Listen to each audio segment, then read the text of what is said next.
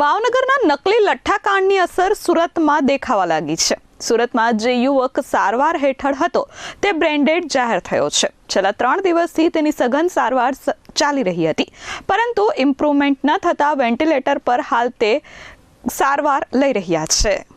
ગુજરાતને હચમચાવી મૂકનારા ભાવનગરના નકલી લઠ્ઠાકાંડની ગંભીર અસર હવે સુરતમાં સામે આવી છે। ભાવનગર લઠ્ઠાકાંડનો ભોગ બનેલો સુરતનો યુવક બ્રેન્ડેડ જાહેર થયો છે। ભાવનગરમાં ઝેરી દારૂ પીધા બાદ સુરત આવેલા મૂળ ભાવનગરના સંજયસિંહ ડોડિયા નામના યુવક બ્રેન્ડેડ જાહેર થયા છે। નકલી દારૂ પીતા મગજ ડેમેજ થતા 3 દિવસથી સુરતની એક હોસ્પિટલમાં વેન્ટિલેટર પર સારવાર ચાલી રહી છે। સુરતની INS હોસ્પિટલમાં હાલ તેઓ સારવાર હેઠળ છે। લઠ્ઠાકાંડમાં અત્યાર સુધી 9 લોકોના મોત થયા છે અને 20થી વધુ લોકો હજુ પણ હોસ્પિટલમાં સારવાર હેઠળ છે।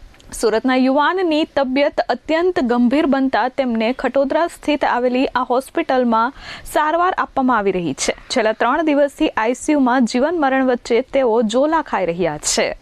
Bureau report S24 news Surat.